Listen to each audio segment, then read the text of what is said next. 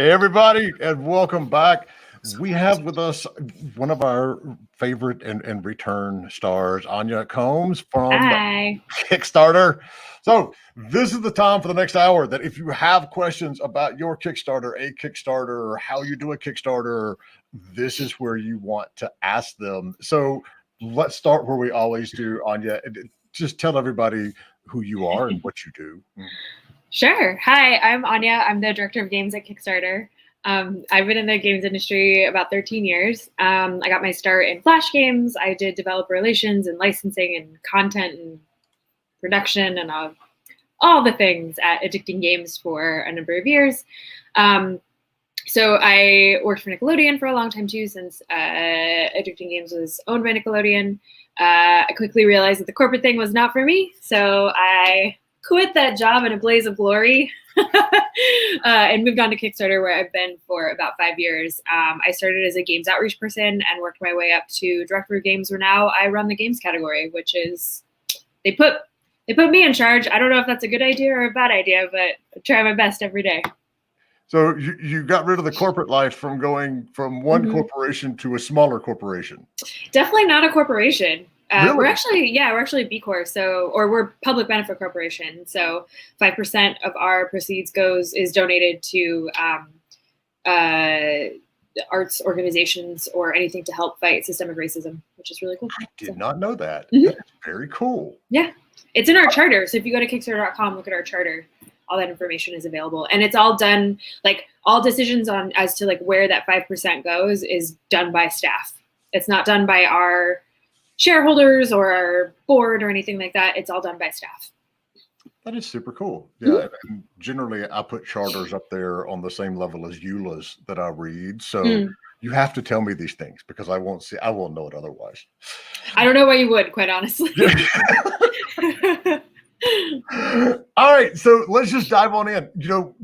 If you've got questions, we're out there on Twitter, LinkedIn, Facebook, YouTube, something else, Twitch. Yes. I have a question. Is my sound better if I have my head? Because I can only hear out of one headphone. So is it better if I take these out? Is that better or worse? It doesn't change. Great. Then I'm not going to wear these because I can only hear in one ear. They look cool. I can just wear them. They won't be plugged in, but. So, if you've got questions out there, drop them in chat. No matter where you are, they're going to pop into, our stream. We're going to see them. I'm just going to answer them, and everybody's going to get smarter. So, from the Discord, that's where we'll start. Can you give some tips on how often to post updates and what to include in them? Is it better to do many smaller updates or a few bigger ones? Yeah, that's a great question. So, fun fact about Kickstarter. So we have 15 different categories. We're not just games. There's music, there's art, there's dance, there's theater, there's food, there's fashion, there's design and technology, there's, I guess 10 others from there, something like that. So every category is a little bit different on Kickstarter. So for example, for the music category, you want to update once a week. Games is unique, where the games category, you have to update every other day. So your updates don't need to be robust. They can be we're 20% funded. Congratulations to us. They can be more robust than that. You can have a full dissertation. It's totally cool. It's kind of up to you and what your community wants and needs and what they're asking of you. But updating every other day just sort of shows your backers hey, we're taking this seriously. We're definitely a part of this process. Had to remember to add myself back in there. So, where did he go? I am hiding. So how much should be in the first trailer for your game? Yes. Okay. Great question. So you want to have 30 seconds of gameplay that's going to be as close to the final game as possible. That's the most important thing to have. If you can include things of who you are, why you're coming to Kickstarter, that's great and that's awesome. But the 30 seconds of gameplay absolutely needs to be there. So I sort of recommend 30 seconds of gameplay in the beginning, 30 seconds of gameplay at the end. You can also take GIFs, not GIFs. I am correct. You can take little GIFs from that 30 seconds of gameplay and splice them throughout the page so people kind of have a good sense of what's going on. But again, that 30 seconds of gameplay is absolutely key. So right here, Brighton chat, Mike says our Kickstarter was successful. How long should we still cross-post general social media updates to the Kickstarter? That's up to you. If your Kickstarter is successful, like, how much do you want to post? I don't get to determine that for you. That's up to you as a creator. Hey, wait, I'm jumping too fast here. Okay, so, and this is a big one. Great. How do you run a successful Kickstarter campaign if you have little to no community? You can't. No, I'm just kidding. No, so okay. This is a great question. You definitely need to grow your community before you come to Kickstarter. You want to look at it in the sense of numbers. This is kind of a numbers game in a sense, right? So let's say that you have like your funding goal is $50,000, and let's say that your like base price for the game is $20. So take your funding goal, divide it by that base price amount, and that will give you how many people you need to have at that specific base price amount. So in this specific situation, again, these are made up numbers. Please don't follow these specific numbers. 50,000, let's say that the base price is $20. That gives you 2,500 people that need to pledge $20 each. So your goal should be to double that amount. So you should have like 5,000 people. Now, when I say that, people think like, Anya, the director of games at Kickstarter, is saying that you need 5,000 people on Twitter. And that's not what I'm saying. What I'm saying is you need to have 5,000 people within a specific community. So if that's like 1,000 people on Twitter, 1,000 people on Facebook, 2,000 people in a mailing list, and then like you make up for everything else in your Discord, that will equate 5,000 people. You want to make sure that you have like a wide variety of people within specific communities to build a larger community. So we typically recommend like 3 to 6 months of just community building. The advantage, which is a weird word to say in these fun times, is because everybody is on their computer all the time. The amount of communities that have popped up and grown through Discord is wild. So like, make sure that you are part of as many Discords as you possibly can. Every conference essentially has a Discord at this point. So like PAX has a Discord. If you're a tabletop person, Gen Con has a Discord. Every company has a Discord. Every game has a Discord. Every publishing company, everybody has a Discord. So like, make sure that you're a part of as many Discords as you possibly can be. Okay. How do you manage being a part of a whole bunch of Discords without just getting sensory overload? You get sensory overload. Because I'm in way more than I should be. And so, I mean, to be perfectly honest, I'm in a lot too. I mute a lot of them, and then I'll just kind of periodically check in. There's a couple that I'm like pretty active in, and I know those are sort of like my core Discords. I sort of view it as like all social media, right? So like, you get to curate the experience that you have. I'll be perfectly honest, on my like Instagram, on my Twitter, on my Facebook, I mute most people.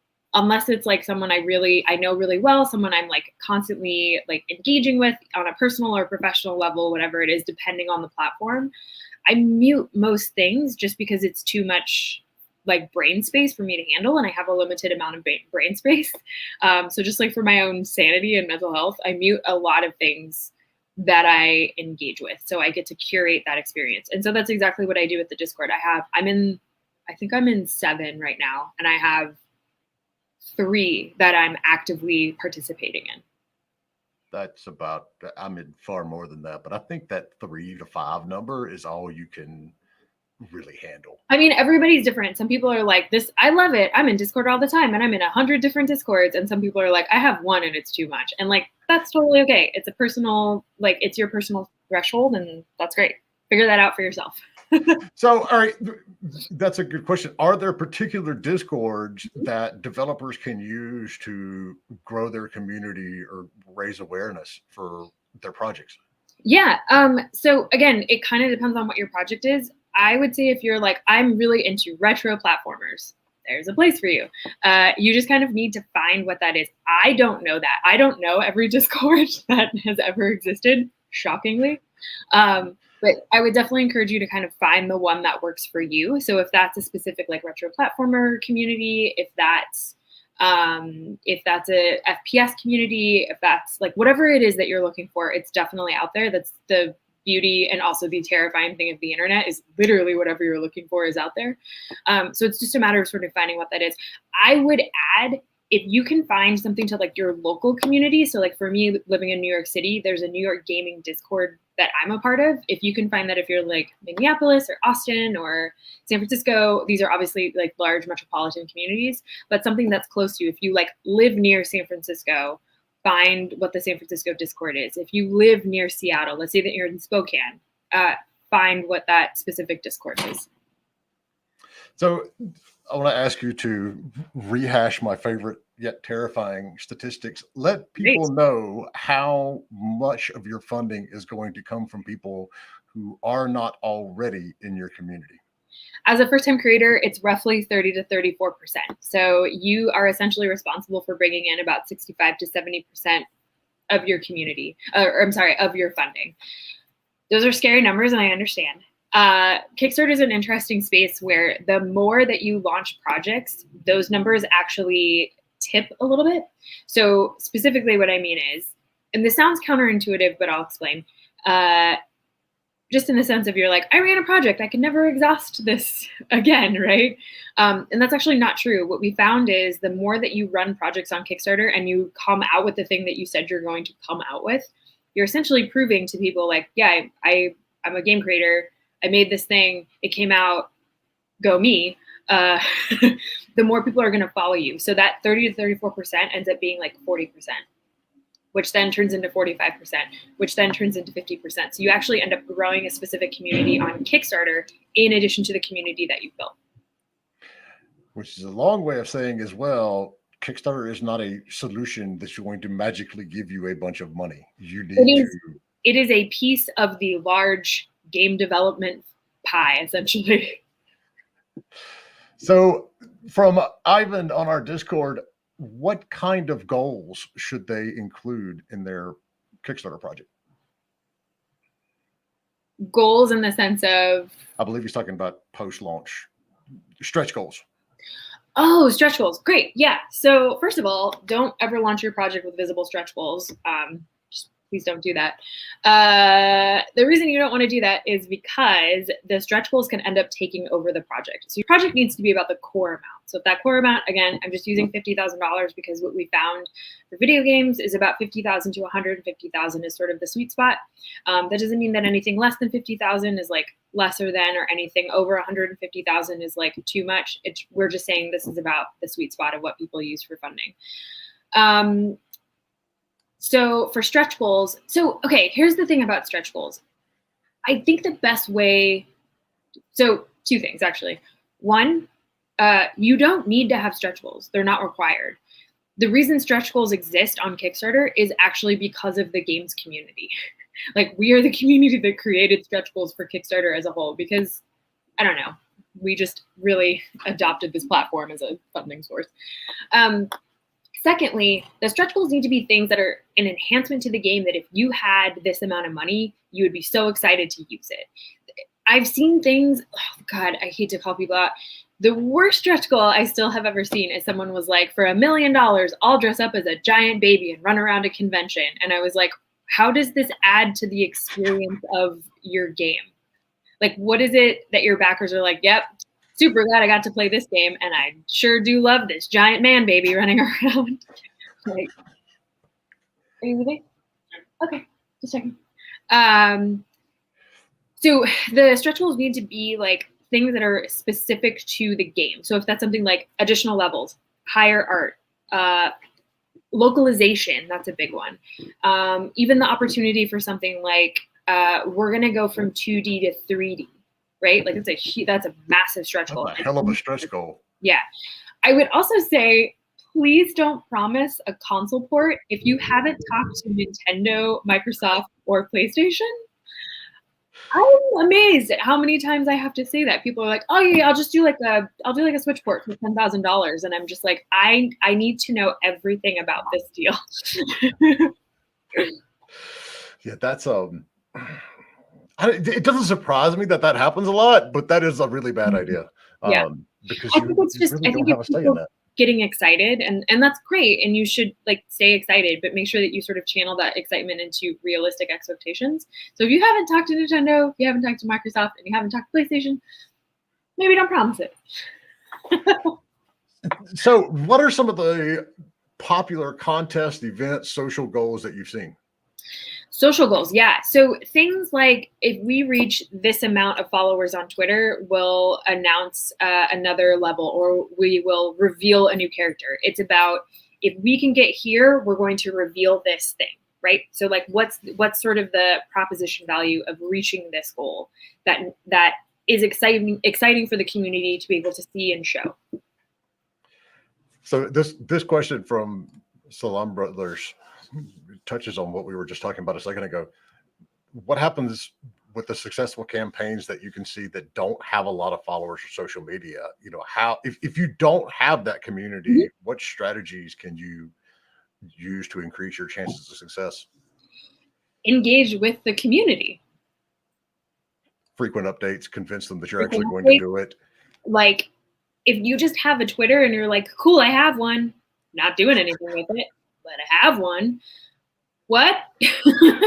Like, you got to post, you got to engage, you got to talk to people, you got to be a part of it. You got to get, like, you know, there's so many incredible content creators and developers and artists and producers and designers. There's so many talented people out there that are doing things. Why would you not want to participate in the conversation?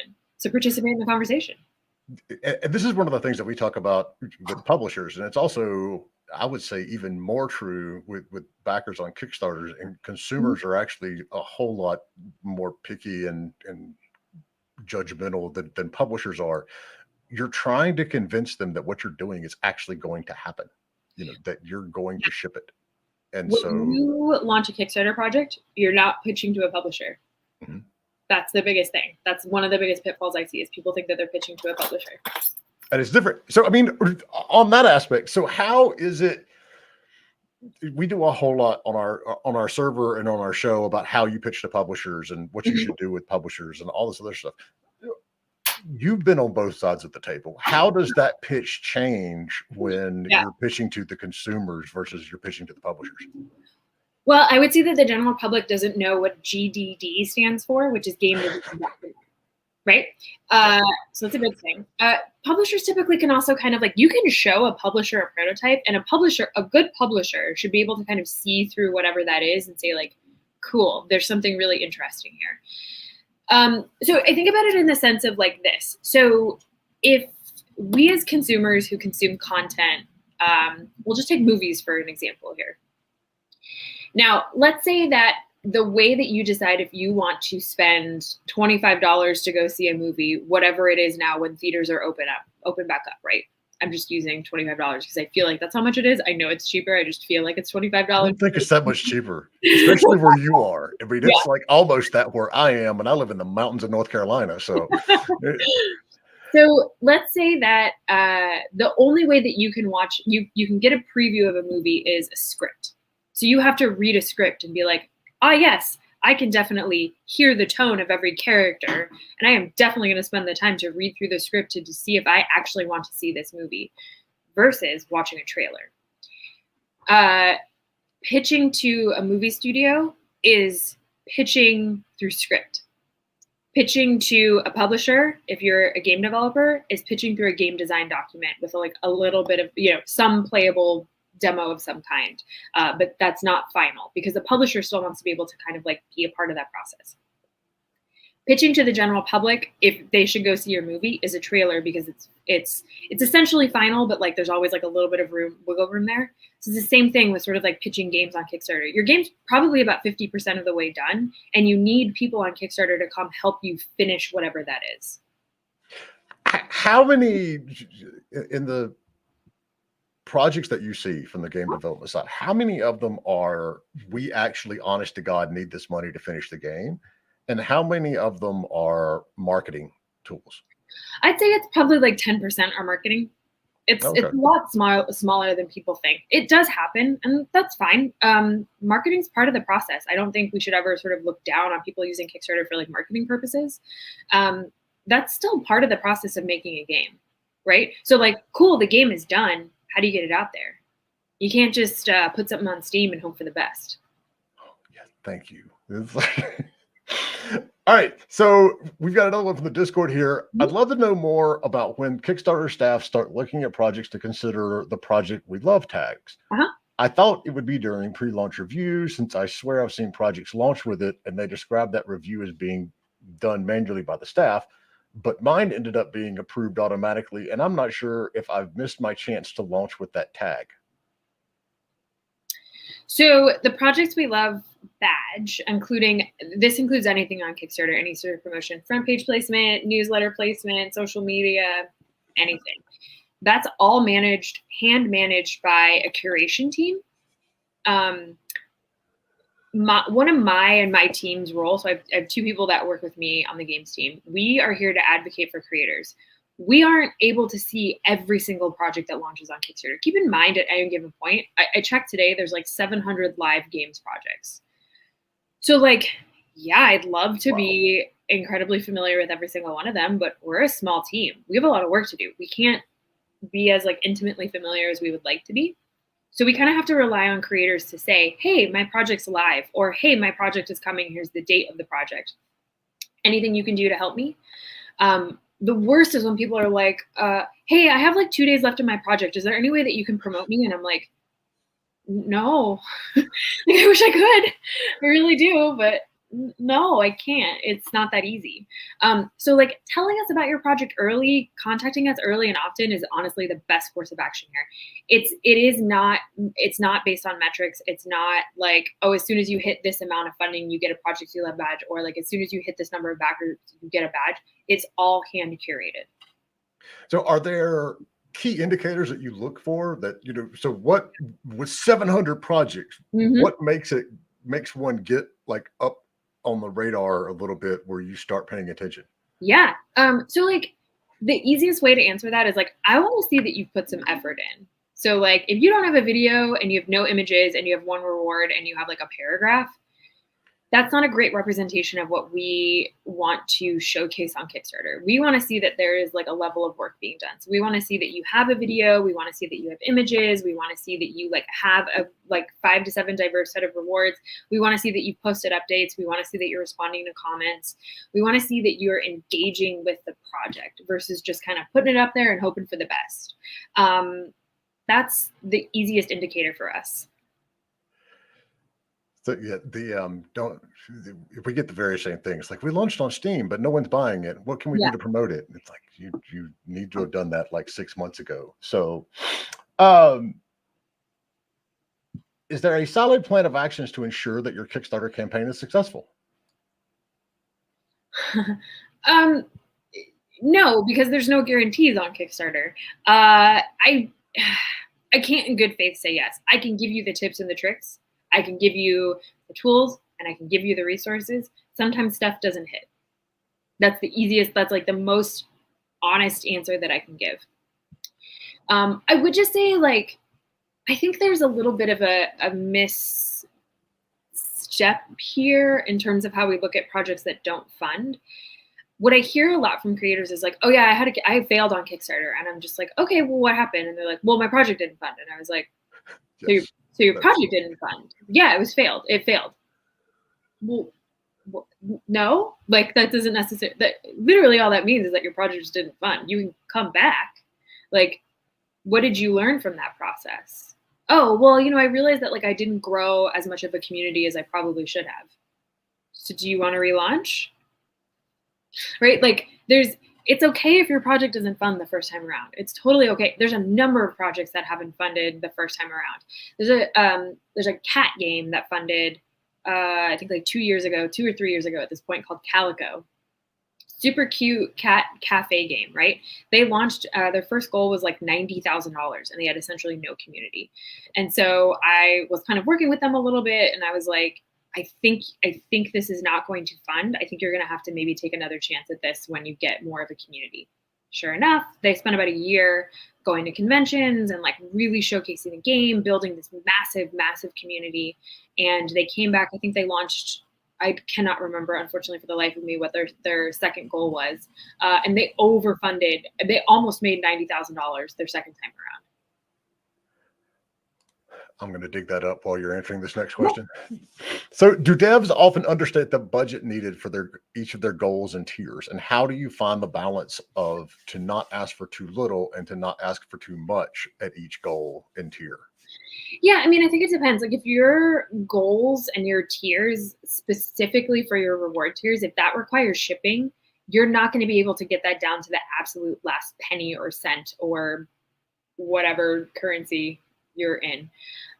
You could do your best, but shipping rates, especially here in the US, are just all over the place.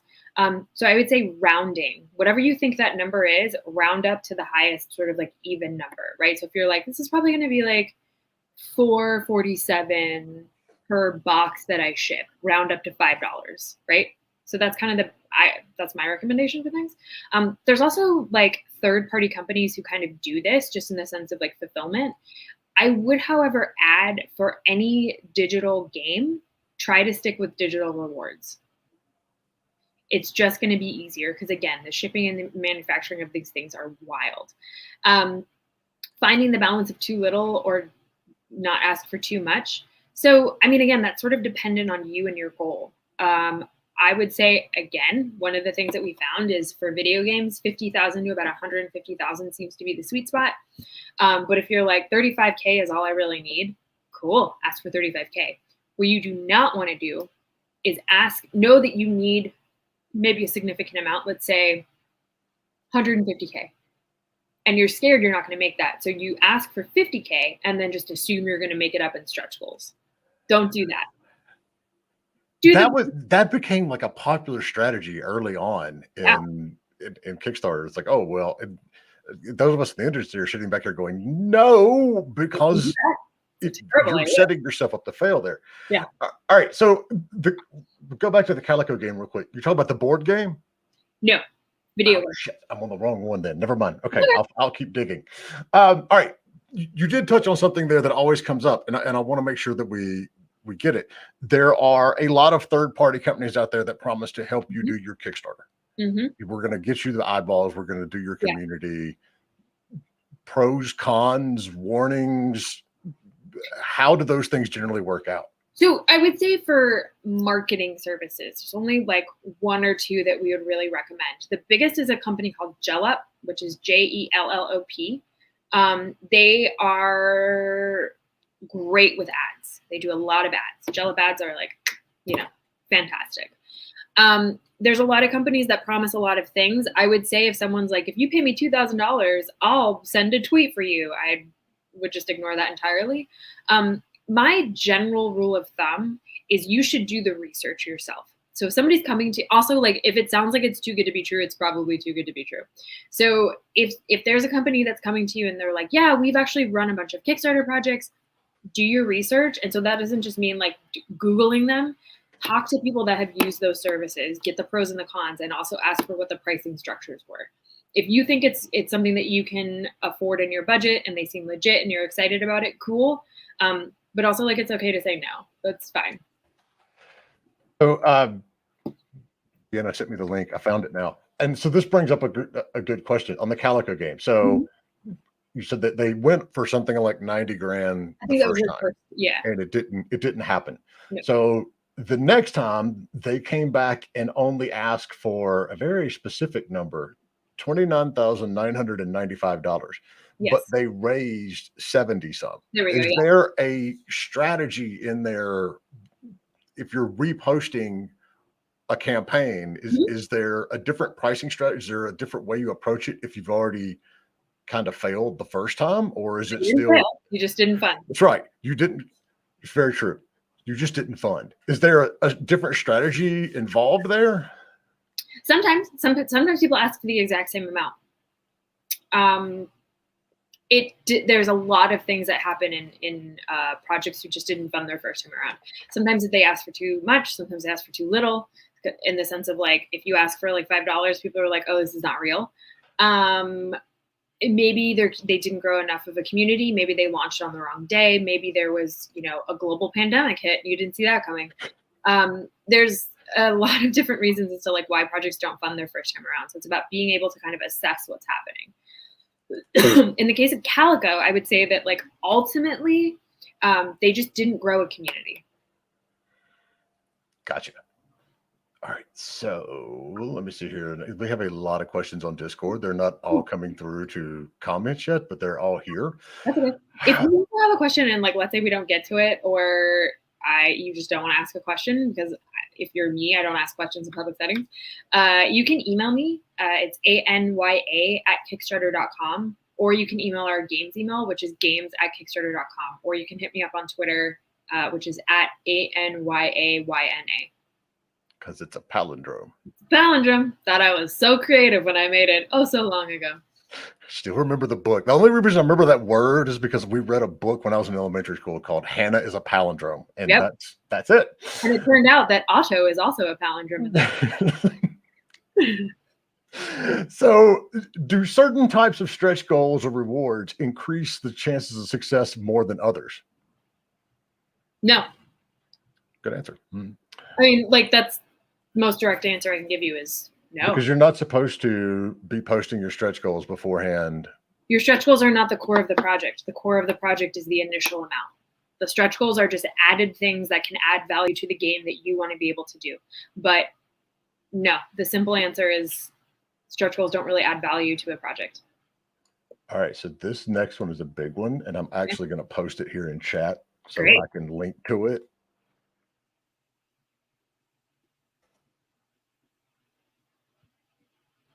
All right, we are developing a radically advanced retro game that uses our new memory mapper for the original Nintendo.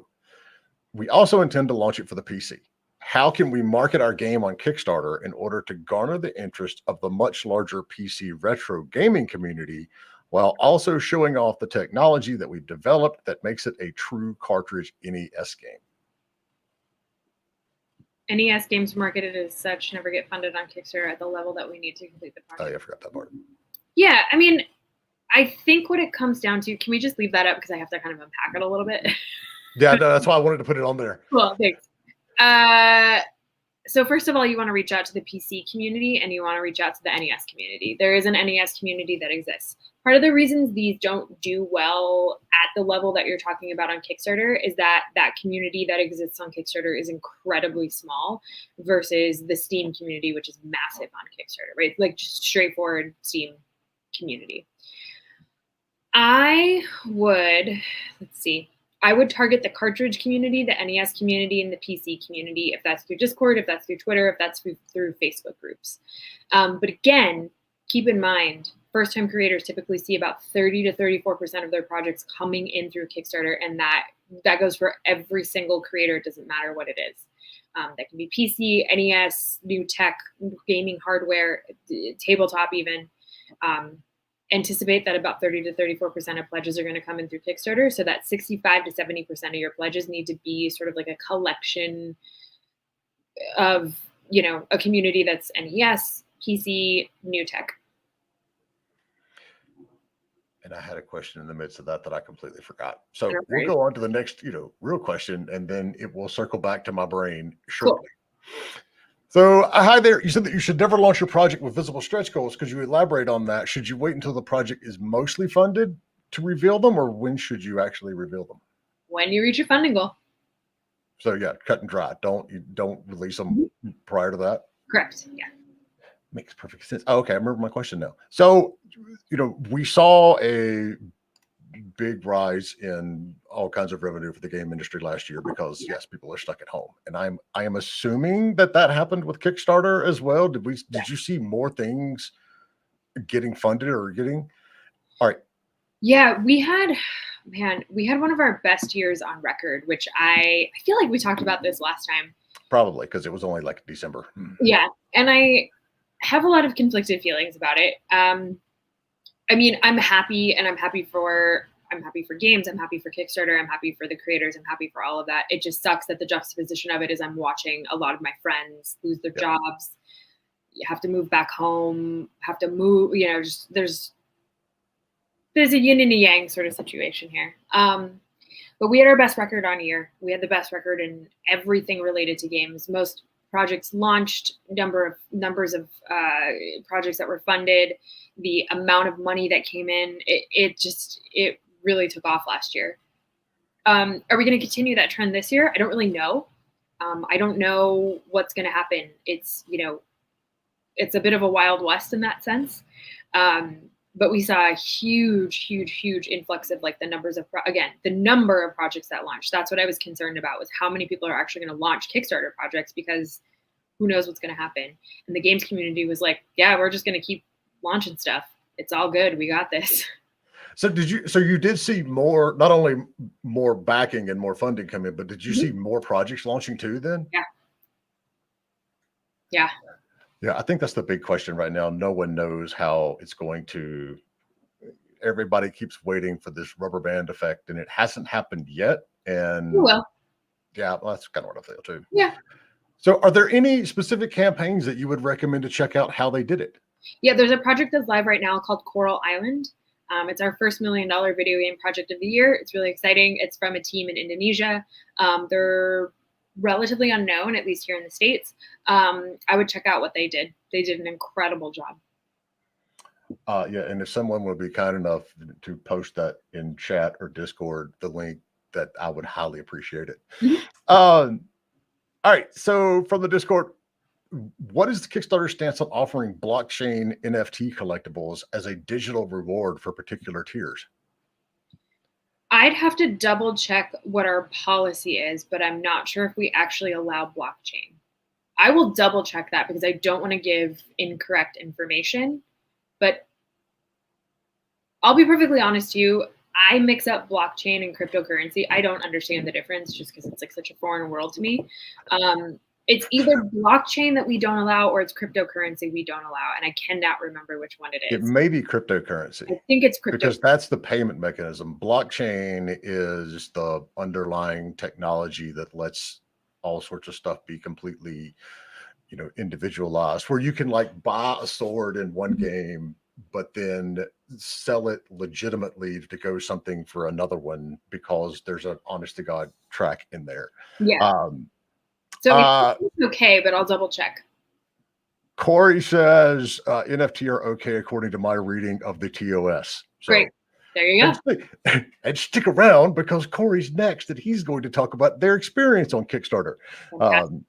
He's already cheating by trying to get answers. Here,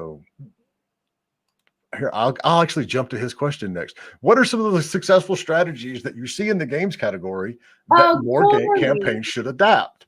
I know Corey. Hi, Corey. That's a great question. Again, that 30 seconds of gameplay is absolutely necessary. Let's see. Successful strategies. So I don't know if I would say this is a successful strategy, but Yvonne Lee, who is the creator of Exploding Kittens, which is like one of the biggest card games ever on Kickstarter. I would say his method of using Kickstarter is brilliant in the sense of the way that he views the 30 to 35 days that you should run your project is it's essentially a party. And so day one is introducing everyone, right? Everybody's like, you're like, hey, I'm having a party, right? And all of the sort of like pre-launch stuff that happens leading up to that first day of launch is like a invitation. Essentially, you're sending invites out to the party. So then when the party happens, you're like, great, I want to keep everybody who's at this party, but I also want to make sure that they invite all their friends. So each day is an opportunity to release, show, or have people participate in something new that you've set up for the party. So if that's posting an update, if that's revealing something about the project, if that's revealing a new reward, if that's whatever it is. Each day there's another opportunity to sort of like bring more people to the party and get the people who are already there to invite their friends. So we had a follow-up question from the earlier. Can you expand on what we mean by the rubber band effect? No. I am not great at explaining these things. Okay, so the rubber band effect, for those of you out there, what we mean when we talk about that is you think about a rubber band and you have your normal rubber band, and then COVID hit and everybody's doing projects and funding, and that rubber band stretches due to the amount of funding that comes in, and there's all these new people. The effect comes when we're all anticipating at some point we're going to go back to our real jobs and we're going to have real things to do in the world. And we're not sitting around all day playing video games and board games.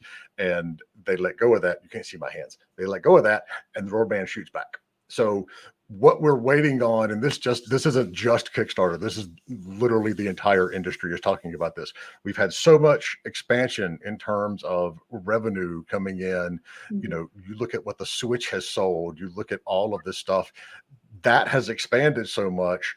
We're all sitting back waiting for that revenue to condense again because of real world plus, okay, people are going to run out of money at some point in time if they still don't have a job. You know, on just that on, we are very fortunate to be in an industry that has, for lack of a better word, prospered during this, you know, pandemic. And sometimes we forget that, you know, millions of people have died and people are out of jobs and all this other stuff. So that rubber band effect is basically, this is what happens when, you know, all of that extra revenue goes away. It's going to come back and condense. So, all right, next question.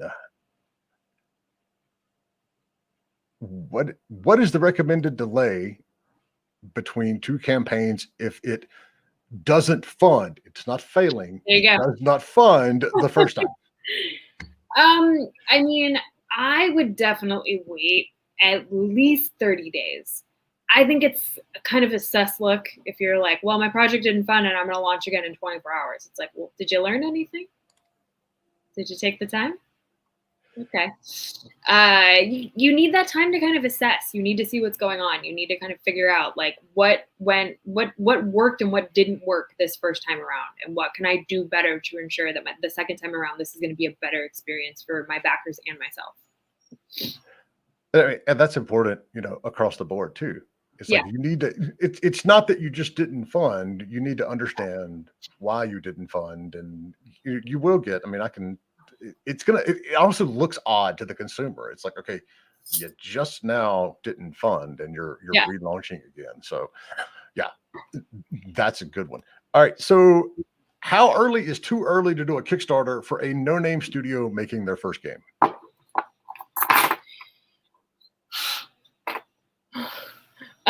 There's a couple of things there. So one, do you have gameplay? That's a big one, right? So like, do you have gameplay that's viewable? Again, I would definitely look at Coral Island and kind of like see what they did. So one is, do you have gameplay that's as close to what the final game is going to look like as possible? And two, do you have a community? If you have those things, then you can definitely like consider launching a Kickstarter. Are there any places that one of the biggest things that we see is projects failing because they didn't ask for enough funding, or they failed because they didn't correctly calculate the amount of cost for sending out cat-shaped socks to all of their, you know, consumers. Right. Is there a place that you recommend people go to get a good understanding of, okay, this is how you budget, this is how you need to, you know, plan for reward costs and all that sort of stuff? I'm sure that you have a video about budgeting and financing. I'm sure we do too. I didn't know if you had something in particular. I mean, yeah, we do. It's on our YouTube. Henry gave a fantastic talk last session. I mean, last event about it. So, but you know, it is a different beast. You have to have your budget for your game right, but then you have to actually understand, and that's where you said, you know, focus on digital rewards for a digital game. So, all right. So I'm trying to catch up. If I have missed a question, which I'm probably certain I have at some point in all of this, post it again in the chat wherever you are. We'll see it, or drop it over in the Discord, because I've got that open as well, and I'm flipping back and forth. So Coral Island's been huge. I've actually been following that one myself. Yeah, it's wild.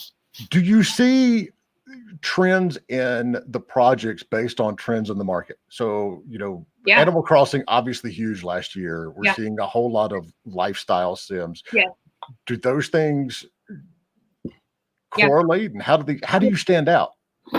Yeah. So we had like 4 Sims launch over this, just like towards the beginning of this year alone. And it makes sense because Animal Crossing, success of Animal Crossing, things like I mean, I would say like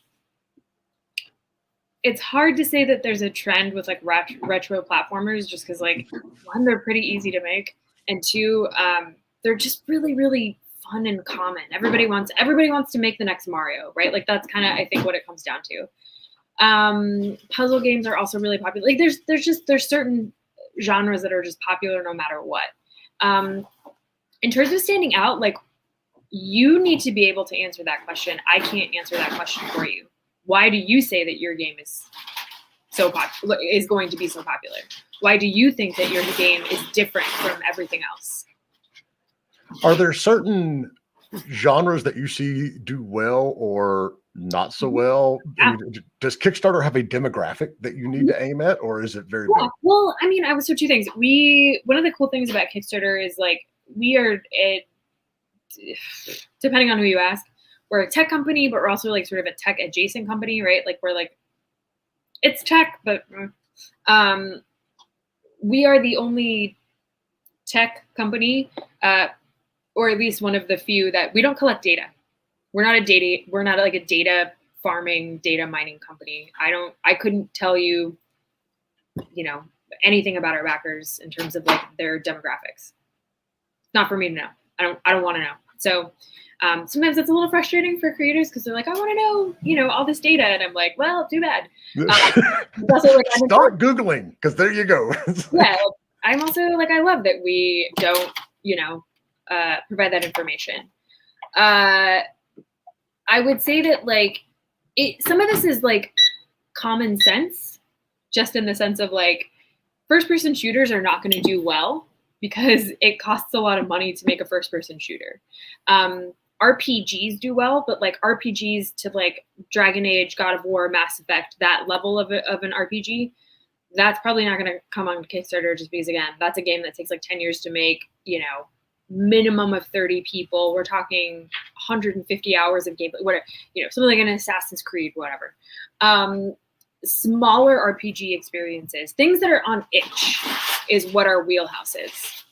That's a good analogy. I hadn't thought about that, but yeah, because I mean, obviously, if you're saying the sweet spot is 50 to 150K, you're not going to make Mass Effect for 100 to 150K. That's just the reality of it.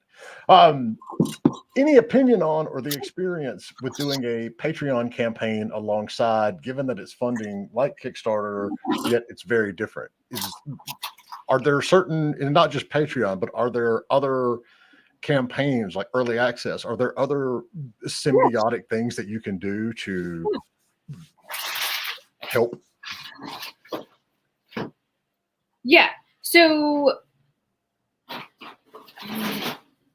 pros and cons here. I would say the thing to keep in mind is, so first, I think it's really important to note that like when you have a live Kickstarter, the only thing that counts towards your Kickstarter is money that comes in through that Kickstarter. So if you're like, well, we also have a PayPal, great. That doesn't count towards the Kickstarter goal. It's not going to. It's only the money that comes in through the Kickstarter. So early access is great because it means that you can grow a community. That's another community building tool. Patreon is another community building tool. Those are totally fine. But again, any money that comes in, it can only, for the Kickstarter goal amount, it's only going to count if it comes in through Kickstarter. So your pro is that you may be hitting a bigger audience, but your con there is, if you need 100K on Kickstarter and you get 80K at Kickstarter and 30K from Patreon, you're not getting your 80K because you didn't hit it. So yeah, it's the balance of making sure that you've got everybody in the right place. You're what do we call it? You're cannibalizing your own project to a certain extent. Yeah. So from YouTube, what has more possibility to succeed? A good niche game or something for a much broader audience? We're air frying some fries over here. Nice.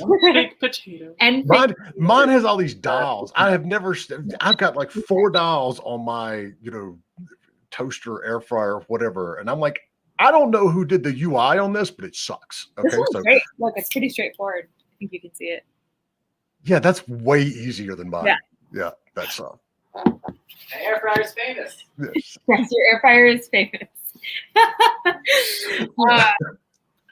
So, I totally forgot the question. Oh, here it is. It's right in front of me because I'm an idiot.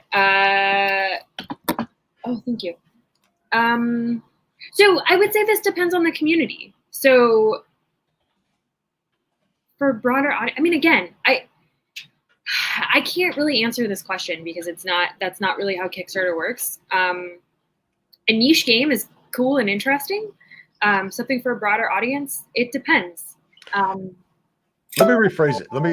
Because it's something that does come up a lot. I mean, we have seen, and I frequently talk about how Kickstarter is the savior of certain genres. Right. You know, if it weren't for the Kickstarter, we wouldn't have space sims, for better or for worse. But a lot of these genres that for years publishers were like, we're not touching that because there's not enough fans of it. But they go to a Kickstarter and it gets funded and they're very successful. And we see that with sim management games and a lot of these life simulations and farm games. 3 years ago, if I had taken a Stardew Valley to a publisher, they would have been like, no way in hell, that's not going to happen. But these niche titles get funded through there. The problem is, and this is you referenced this with the platformers, the running joke that I make is, let's do another Metroidvania with a woman who has red hair and a sword, because there's like 6 of them off the top of my head that we can rattle off that does that. Are there certain niches that you see that are underutilized that have room for growth, and are there certain niches and genres that you're just like, oh my God, do not send me another woman with red hair and a sword jumping around a screen? I mean, I would say that's kind of the cool part of my job is I don't have to make those decisions because I am not in a place of content development any longer. My job here is to make sure that people have the tools in order to make them as successful as I possibly can on the platform. I do not get to be a gatekeeper. I do not get to decide. There are projects and games and genres that I personally don't like that I see, and I will support them to the best of my ability because that is my job, and that is something that I take very seriously and hold very dear. And there are certain genres and certain games and certain things that I love that don't do well, and it's a little disheartening sometimes, but it's also not my role and my responsibility to be a gatekeeper for content. So if you believe in your project and you have a community that you come to Kickstarter with, that's already you're already ahead of the curve. In terms of if you have an RPG, you're going to be successful. No, because you have an RPG, but what makes it different from all the other RPGs out there? And did you grow a community? Do you have your 30 seconds of gameplay? What do you have here? That's more important than trying to target I want to have a successful Kickstarter project, so I'm going to make sure that I replicate this formula. That's not really how it works. All right, I'm going to answer 2 questions for you real quick because you've already answered them. So FM Productions says, is there a funding percent where Kickstarter starts to push the project further up a category? Is everything handpicked? How do you increase visibility? It is all done organically. They do it all hand curation, and your best bet is to look like you know what you're doing and have a very well thought out program, and then they'll take you seriously. Talk to me. Oh, what? Huh? Talk to me. Oh yeah, and email Anya. Alina says, how early is too early? Before you have a demo, you need 30 seconds, at least 30 seconds of really good gameplay, and you need a community, because only 30 or 35% of your first project batch of funding is going to come from people that aren't already in your. See, I'm getting good at this. I'll hire you. How's that? Okay.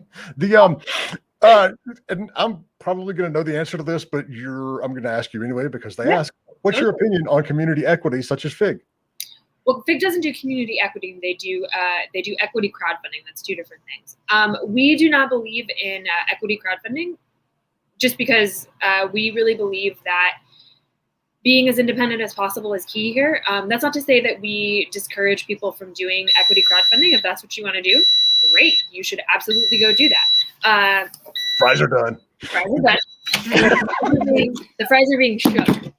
Here we go. What's the whole thing that happened there? See, I have an air fryer in my apartment. And my air fryer doubles as a grill. It's an air fryer, a grill. It bakes and it roasts. Oh, and it's a dehydrator. See, mine does like 4 different things too, but it doesn't do any of those things. It does the air frying, toasting. I tried to dehydrate, and I'm very lucky. I sliced off most of this part of my thumb when I tried to dehydrate. Most of this part of my thumb over the summer was gone because I sliced it on a mandolin to dehydrate apples. Okay, I was like, how did you slice your thumb while you were dehydrating something? Okay, you sliced your thumb while you were slicing something. Yeah, I was going to use the dehydrator for like dehydrated apples, and then I just like sliced, and then I looked down and I went, oh, part of my thumb is gone. Well, that's probably bad. That slicer works very well. That's the yeah. TJ Maxx, nonetheless. All right. So we've only got like 5 minutes left because this is always so fun. And I do appreciate you coming on to all of our Thanks for having me. conferences and doing this.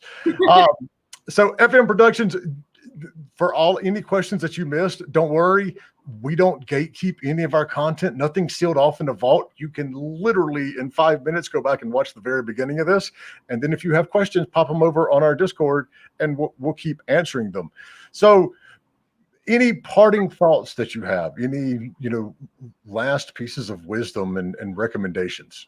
Yeah. I mean, again, I'm here as a resource. Like, you can reach out to me anytime. Games@kickstarter.com or Anya, ANYA @kickstarter.com. Happy to help in any way that I possibly can. Careful of a mandolin. It'll slice your finger off. Make sure you either wear a glove or practice beforehand. Or use the guard. Or actually use the safety equipment that comes with it. Didn't know. But you don't learn these things until you actually do it. So yeah. Also, frozen fries are wonderful, and we should eat more of them. It's amazing the difference that an air fryer actually makes, because it really. When I learned to make chicken wings in the air fryer, I was like, holy shit, this is like groundbreaking technology that we have here now. I did a lot of pineapple grilling in my air fryer because it doubles as a grill over the summer. You don't have the big fold out George Foreman that does that? No, I live in New York City. Well, trust me, I bet your kitchen is about the same as ours because we moved into our vacation house that wasn't meant to be actually lived in. Oh, yeah. So, well, that is like, it's a half kitchenette, half living room. I really like it though because I live alone. And so, like, I have a pretty sizable apartment for a single woman living in New York City. But I also have roof access, which is really cool. And so when I moved in, I'm really good friends with my neighbors. There's somebody just left a grill on our roof. And so we go up there and we grill and have like beers on the roof every summer. Well, of course, because who in the hell wants to move a grill off the roof of a place in New York? It's like a small, it's not a massive grill. I'm talking like a small, like, one that you would buy for like $20 at like Target. It's great though. And we also have electricity up there. So I think I'm going to put a crock pot up there for the summer. Very nice. So I did buy, sorry, this is just very silly, and I feel like it's important to note. I did buy was it Christmas or New Year's that we did the queso? For Christmas, I was like, I want to make queso. I bought a mini crock pot just to make queso. There's nothing wrong with that. The best purchase I think I've ever made. No. Yeah, I mean, that's an absolutely justifiable reason for buying a crock pot. Yeah.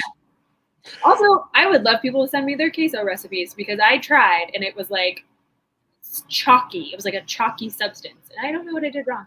I don't understand, and this is a sore point with me as well. No matter what we buy in the store or what we try to make from the internet, nothing is as good as like authentic Mexican restaurant queso. And I don't know what secret they're harboring, but we need to figure this out. So I think it's a couple different things. I'm also a native Californian, so my thoughts on Mexican food are very strong. And are you putting avocados in your queso? Is that in my case? No, I'm not a monster. Come on. Californians put avocados in everything, so I just have to ask. You put it on top of everything. Two very distinct things here. So every time there's a shortage, I'm like, if y'all would stop putting it on top of every damn thing that you make, there wouldn't be an avocado shortage. Jay, I feel like I haven't shown you this before, and you're gonna think differently of me, and that's okay. But I do have an avocado. Oh my God. I don't know if you can see this. Hold on. There we go. That is the most California thing I think I have ever seen. That is what. All right, so Corey, we're going to be a couple of seconds late here. Yeah, sorry about that, Corey. What possessed you to get an avocado tattoo? Why not? Okay, good. All right, whatever. I get.